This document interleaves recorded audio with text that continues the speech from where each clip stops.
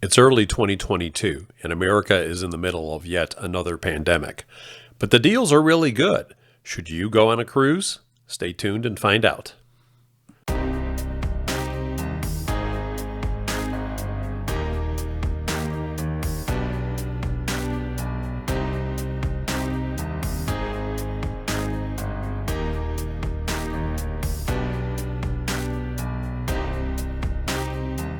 We always travel anonymously and never accept any kind of gratuity or incentive to provide a favorable review.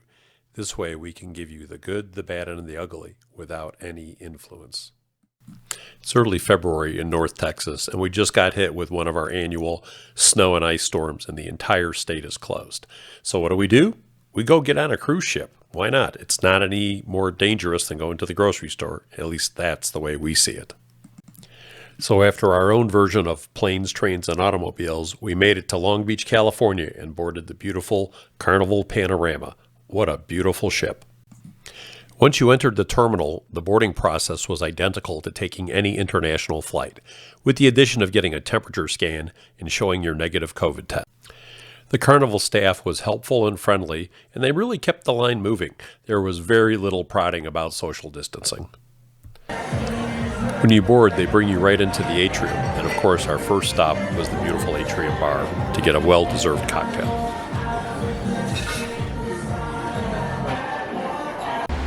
After a quick stop in our cabins, we headed out to the pool on the back of the ship. And as they said in Star Trek, there be whales! Here's a better shot of the secondary pool. This stop is in Puerto Vallarta. First thing you see when you get off the ship is the mariachis. Of course they're willing to play for tips.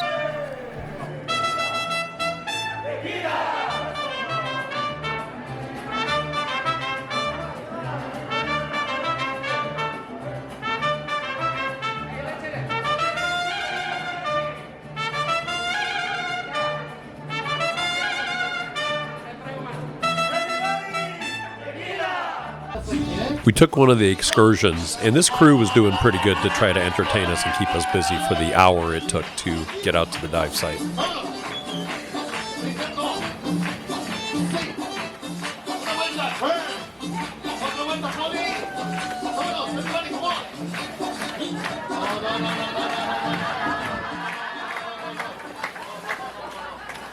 This is a family trip.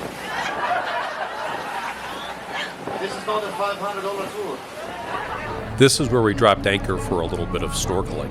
There is no road access to this location. Everything comes in and out by boat. So you're really not being bothered by the panhandlers. You'll see these pharmacies throughout Mexico. My best advice is avoid them like the plague. You just don't know where this stuff came from. There was usually some entertainment in the dining room, and the guests seemed to enjoy the dancing waiters. They put on a good show.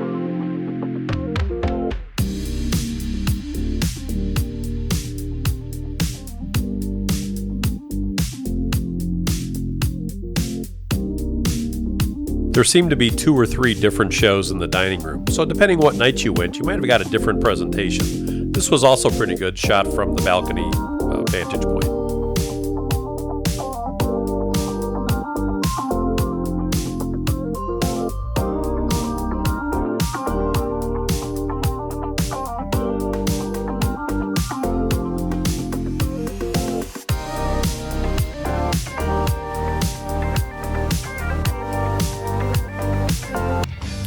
This band was playing on the ship, and they were really pretty good. You might catch them in the atrium one night or in the bar lounge another night.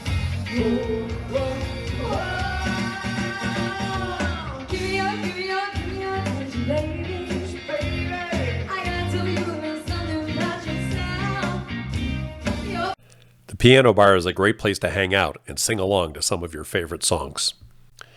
You should never go hungry on a cruise ship, especially with the buffet. We usually went here for breakfast. Of course, there's other bars and restaurants all throughout the ship.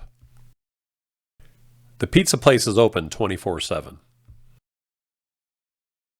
And you can always grab a burger at Guy Fieri's burger joint. The seafood shack is pretty good, especially if you like lobster rolls. And this was our dinner at the sushi restaurant. It was pretty good.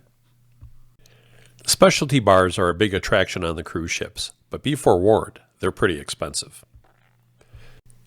The only negative experience we had on the whole cruise was in the Italian restaurant. The service was just horrible.